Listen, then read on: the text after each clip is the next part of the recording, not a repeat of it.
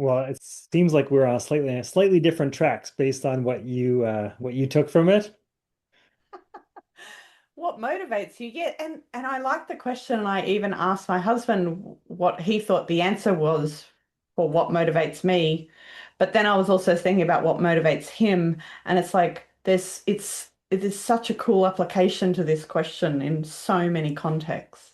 Yeah, I am curious to know where your mind went with this. But when I proposed what motivates you, you like wanted to go. I don't know. You said something about.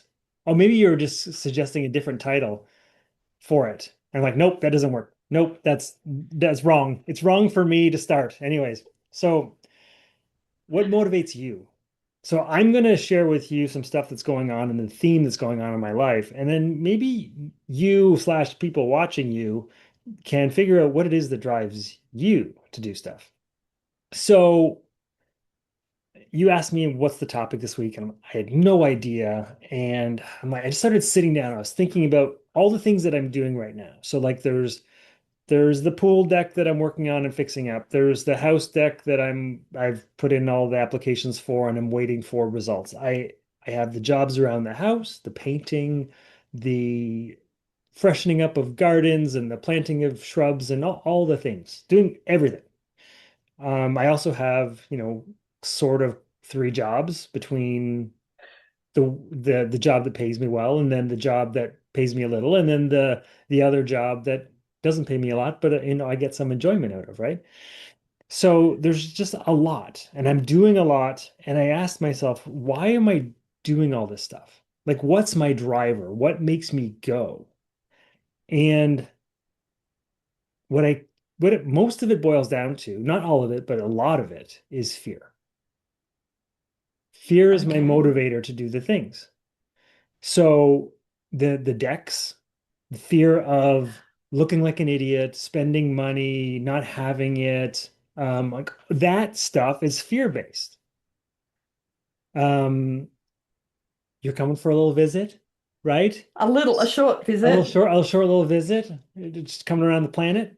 So there's like this pressure to like get the house ready, right? So fear of, not making a good impression. And I know you don't care, right? But I'm just telling you where it's coming from, right? So, so it's like fear of judgment and perception and impressions.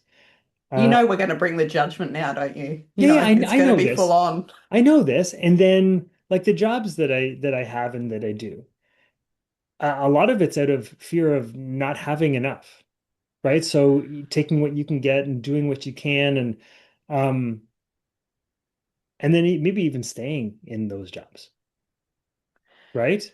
Right, because of the fear of if you let that go, then what What will you what what fills have? the space? I won't have anything, I won't have the money, and then I won't be able to do the painting and I won't be able to all the things that come along with that. So I have a couple of questions that I don't have answers to. Right? So if fear has been one of my biggest drivers, and that's what keeps me going, but it's not necessarily a happy place that I'm coming from to do the things. What would it be like for me to do the things that I want to do out of, or that I need to do out of joy? Yeah. And What it would was that be interesting. like? What would that be like? Because that's Because unfamiliar. that list is a lot smaller, I Right, think. because if you did qualify what gave you joy, that list would be very clear about what you would focus on, wouldn't it? Mhm. Like Yeah. I had one of those joy experiences today because we did like a mini feedback session where we were getting feedback from past clients who had done some of our workshops, and being a part of something where you're being of service to other people brings a lot of that joy out, right? So um that was like a joyful experience attached to joy work that I do. So it was like, huh, where can I get more of that? Or how do I switch the way that I show up where I'm moving towards doing things out of joy as opposed to doing it out of fear and scarcity? Yes. Yes. And interestingly, we had similar thoughts. I say we because I love this question. And this morning, as I was sitting down having my coffee, being that it's Friday morning here already, uh, I asked my husband what his answer would be for what motivates me, because I've got an idea of what that is, but I was fascinated to see what his perception was. And he had a really interesting answer, which I thought I'd share because it exposes me a little, but hey, let's go there. Um, he said, I've already laid myself bare, so hey, why not? he said, I don't know what motivates you, Chris, but you never stop, so I never get a chance to see what the motivation is. I was like, oh, damn. Okay. So that was a reveal because there's not a chance for me to identify, well, from his perception anyway, about what, I don't come with a fresh motivation. It's just an ongoing thing. And my answer, though, to what motivates me was actually creating space. So if I look at anything that I'm doing, so if we're renovating the house, what I'm doing is creating more space in so many ways. There's space to exist without clutter. There's space because we're creating more storage, which creates more space on a bench. It's just this creating of space. I set up my day. So today, for example, I barely any work in inverted commas on today, which is lovely. It's a lovely amount of space. And what I'm doing is choosing to do the washing on a Friday, which is no, I never do washing on a Friday. However, we want to concentrate on getting the final pieces done on the kitchen tomorrow, which is a weekend, which is where I want to focus and where I would normally do my washing. So I'm moving the washing to today. So I'm filling a little bit of the space today so that I can create more space tomorrow for focus and attention. And so I'm constantly doing this. Where is the space needed and where is it filled? But I hear you on the fear because underneath all of the creating space, isn't that lovely? There's actually a bit of fear that I won't get it done. 100% that's the truth. I am not going to get it all done. It's funny because you're making space, yet I'm trying to fill every minute with stuff. So this morning, as I'm prepping for my call with Karen, I'm like, oof, I've got 5 minutes. I'm gonna just run off and I'll do my washing, the laundry, right? I'm gonna go off and do that. And then I come back, oh, she's not there yet. Okay, I've got time to do this. So I'm constantly trying to fill the gap with the things. I even had I don't know if you heard this or not, but on the no, you probably wouldn't have. On the weekend, because I was trying to fill all the space, and I had taken some rhubarb out of the garden, and I was trying to like I had made a dessert, and then I was like I had leftover, so I'm like, oh, I'm just gonna stew it down on the stove. So I put on a pot, and Oh, you did I share left this, I left yeah. to go do something else. I did not go back. I'm so busy trying to fill the space because I don't feel I have the time that I'm making dumb mistakes. And that's so I will acknowledge that there's still fear that seems to sit behind the space. Yet because my focus is about the space, it reduces the fear motivator Hmm. and allows it to be about where is the space. So it's almost the question I'm continuing to ask. Where's the space? And when I get to the space, it feels really relaxing. Now, I'm also making myself accountable for this because I can create lovely space for my work. Like for years, I create a buffer before a call and after a call so that there is designed space either side, which allows for life to happen. It allows for extra things that I didn't know was going to happen. And it means that I'm not feeling rushed. So I don't leave the pot on the stove. So that I complete things. I'm not feeling like, oh no, that's got to be a hard stop so I can start the next call. There's always this space that I've created. But interestingly, yes, as we are coming to Canada, um, I have been planning this for months, as you well know. Uh, my accountability piece is that as soon as I get to the airport, my work has completed and Renz takes over the lead. So, admittedly, I've been leading this. I'm coming to Canada. And even in my speak, I say to him, did you want to come to Canada with me? Like it's my thing. And he's just coming along. But my flip, the switch that's going to flip as we get to the airport, literally as we pull up to the airport, is he will lead because he is much, much better at gauging new environments, unfamiliar environments, overstimulated environments, and I will be overstimulated. And my brain tends to shut down. Like seriously, I will just go, I can't process it. The decision making stops. It's sort of I go into this overwhelm and I need to him to bring out his best. But the only way that I get to experience his best is if I give him space to do it. Mm, Because if I'm still running on fear, oh no, I've got to have control. I've got to have, I'm the organizer. I've got the plan. I know what the plan is. Let me just have the plan. I need to let that go. And so that's my accountability piece for, so that I change what's motivating me. Because the big motivation for me to get to Canada is actually to have space and time with you and Julie mhm. and the kids, quite honestly. That's the top motivator. People keep saying to me, "Oh, have you been to Canada before? What are you enjoying? Like, what are you going to see?" And I was like, "It's the people. It's the people. Like, seriously, there is nothing else. Sure, the rest will be great. It's about getting to you." So that I can let everything else go because that's my big motivator. Mhm. And the planning side is is the fear.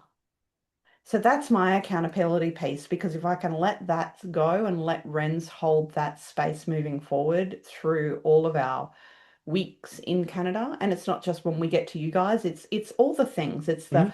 arriving in Vancouver and knowing where the hotel's going to be and knowing how to read the signs. I know it's in English, but like navigating the signs in any new airport can be overwhelming. Where do we have to go to get the Uber? Where do we have to go to get the like all the things? And he's so good at that. And so I need to let go of the fear of having the control and letting him have the space. So you didn't say, well, you just said it now, but you didn't say it earlier that fear wasn't your motivator, but fear is your motivator for control. Yes, it is. Did I sound too proud about that? I, It's, I don't know, it felt like that wasn't part of your thing at all until you got there. well, And that's what I yes, th like. Like to think that yes, I'm a good planner and I can organize myself well and I can, complete a project from A to B or Z or whatever. But the ultimate driver underneath that is the fear of not not doing being in control. not being but not doing it right, not doing it well enough, spending extra money because you didn't plan it properly, like whatever. So Did I satisfy? And for me, it's the did I satisfy all the needs that were required? hmm, I don't know that I will ever satisfy all needs. It's like you can't please everyone all of the time, and yet it's a thing. mhm. I want to please all the people all the time.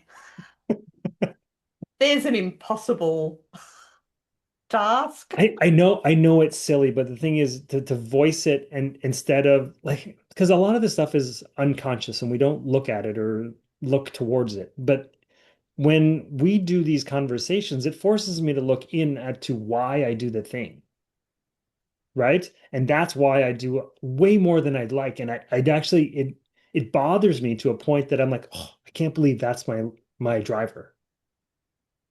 Yeah. I don't want it to be my driver. No, I And so I'm constantly looking at what those controls are. Now, I used to have a sticker on my fridge that said, "You're a control freak." I say sticker, it was not a magnet. It was a sticker. Yeah, because you Um, you owned it. it was in place. And after a while, I actually got Rens to craftily remove a sticker. It's more difficult than you think. I know. Um, um, so because I was like, I don't want this constant reminder that I have to have this control because I wanted to start to move away from control. Now, is it still in me? Absolutely. Do I pay attention to it daily? Not quite yet. But maybe weekly I pay attention to it and go, let it go. It's Mm-hmm. okay. It's like we're doing another smaller example is we are attempting to finish the one side of the kitchen this weekend. We are this close. And I heard myself distinguish something this morning when Renz and I were getting very excited. We've had the backsplash installed and now we've got the PowerPoints to put in and I could go on with the list. There's about 5 or 6 things left on the list. You said PowerPoints? You don't mean slideshows, you mean like electrical? Yes, I Okay. do. Like 4-point plugs. Not a PowerPoint presentation. Okay, great. No, Yep. no, no, no. 4-point plugs in the glass of the backsplash. Okay, I will be showing you those photos when we see you to show I you guarantee what I mean by I that. don't expect anything else. Uh, and I said to him, and I could hear my words. I said, because he was like, I said, oh, I feel like we'll get this done.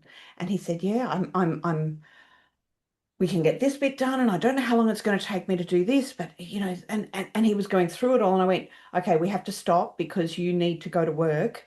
And so do I. I said, but also notice that I said, it just feels like we could achieve it. Mhm. And it's okay to feel it. And it's okay if we don't, Yeah, because we've absolutely. still got 2 more weekends up our sleeve. So I said, remember, it's the feel word. We feel like we could do it, and let's allow it to just feel that way and not hold it too tightly. Mm.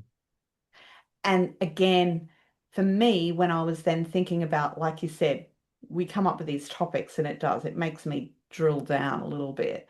It's like, well, again, this is creating more space for us to change or change the feeling around what it is we end up achieving and giving ourselves permission to go, we achieved everything we could. Hmm. And we may not finish it tomorrow. There's a limited number of hours. I have discovered that painfully so. However, how cool is it to tune into and this comes back to the what motivates you, is let's hold the feel. Because the feel is we could do this. We could make this happen. And I was like, that's a cool what motivates you Mhm. is the feel because the emotion drives us. Let's make it a positive emotion instead of the fear. Well, I think I mean, that's a big part of like the work that I was doing beforehand as well, right? It's people do the thing because they're hoping that the emotion they're going to feel when they get there is that satisfaction, right? Um, but we often don't actually take the time to even celebrate whatever we achieved or got to because we're still working on the next thing or the thing that's not done or whatever, right? So it's more of that practice what you preach kind of Y- thing that Yes. I'm not as good at as I thought I was. Well, and look, I don't know that any of us, well, I know I'm not as good as I'd like to be. However, I have made major steps forward in yes, I am so ridiculously excited about getting to Canada. It is insane, the level of excitement for me. Yet, we have my daughter's birthday this weekend. We have another outing next weekend that's just amazing. We've got high tea and my sister-in-law's coming and it's going to be amazing. Like it's just a fun day, all out fun day. Those things are worth holding on to with as much excitement and looking forward to as getting to Canada. For It's sure. as equal. for me. And so there is a little bit of before Canada, after Canada that's going on in my world. I will deal with that later. Space plan. So it's giving a line in the sand, but also I'm ensuring that I'm consciously bringing it forward. And so this is why I'm still applying it. If it's not I'm not unconsciously competent at it yet, but I keep consciously going, and what's today? Hmm. What's today? Not what's in 3 weeks' time when we're getting on the plane. It's what's today. And Um, that's keeping me focused. the there's a saying that my partner Karen, in my coaching work, she often says we're human beings, not human doings. And anytime she says that, it brings me right back into my body and like trying to be in the moment and feel all the things without necessarily having to do all the time. Because right now I am definitely doing a lot. And I know I need to sit back and just be. Like this weekend, the kids are off with my in-laws. So there's lots to do, but I need some being time, especially with Julie, while we have some of it. Without kids, yes. Oh my God, without the kids. Sorry, kids. Love them. Yes, Go but away now. I'll love you on Sunday. It's fine. Yeah. And that is and it's great to have the like the I mean, not that I need much motivation to get to Canada, but it's lovely to feel the excitement and the that those positive feelings of getting things done before we get to Canada. But also, I'm bringing it back to, well, we will achieve what we can Mhm. and being present in, well, I don't know. I had this great plan in place. It's so far, it's actually been ticked off in all the right places, or all the planned places, not the right places, but the planned places. But it didn't account for, I don't know, Renz and I maybe getting unwell or something happening or some other attention that we needed to pay attention to. Like I hadn't factored in all variables. So so far, we are on track, but allowing again, this is where I come back to this space, allowing some buffer. So when I set my plan up, this the way that I created space was I knew the weekends we had, but I also had 4 more full days that we could do things. So that variables that I could not account for could happen and Mhm. delay us in some way. Like the backsplash was supposed to be delivered and installed one Friday and it took another week. Just things like that, that there was no way I could have accounted for. But because I'd built in some space into the plan, we could be flexible. Nice to have contingencies. And it's great to have contingencies, but also being comfortable with the fact that you don't know what those variables are going to be. The only reason I thought of that is because I used to have a job where like you would plan projects for government and there was always a cost overrun for various reasons, unforeseens and Always. whatnot. So I would always build in 10 to 15% for a buffer as a contingency. But I've only ever thought of that contingency as dollars and cents, not Oh, as yes. time and space. So for you, you've built your 15% into the plan, The um, time which, and space, yes, yes. which gives you that comfort and, yeah, kind of like a buffer from fear that you've got the space to do the thing. Yes, yes. And I totally acknowledge that fear is still underlining it. However, it's about quietening the fear, being aware of it. And Mhm. the only way you can quieten down fear is being aware of it and knowing what contribution it's making. And then you can go, okay, no, that voice can be a little quieter. Thanks. I've put this in place so you can just settle down and go and live in the corner. Mhm. Um, but I know always have fear running us. I'm not sure that humans, I, I don't know, does any human escape fear? No, I just don't know if anybody looks at it. Because Yeah, we think, I mean, a lot of us will think of fear as something that's like outside of us that's threatening us, right? like a spider. But my spider's internal. That's the problem. Is it huntsman? Is that a bad one? Yeah, Yeah. So well, that the they're big. huntsman is inside me, and that's what's bothering me. I was watching something Australian the other day and they brought up the huntsman. So yeah, I just assumed, yeah, it must be from there. They're just big and they look You have all the scary. scary things. They have all the scary No, things. They're you hairy have all the and they scary things. Like if it's like 90% of the scary stuff is there. yeah, Don't bring true. one with you. Just like packed in your No? bag or whatever. You No, sure? no, Okay. no, don't bring it. Oh, Okay, I'll unpack the spider. okay. Our spiders are, you will see spiders here and they will freak out and you'll be like, "Pfft, what's wrong with What's you? that? It's yellow and half dead. What's wrong with that thing? Yeah, exactly. All right. All right. So Did we yes. cover it all? Look, I think we've covered it as much as it's going to be covered because, like you said, there's no real answer, right? There's no absolute answer. There is progression. Right. And I think acknowledging that it exists gives you an opportunity to switch it. So, yeah, Awesome. look Great into your own topic. stuff, Thanks, man. everybody. See you soon. All right. Take care. Bye.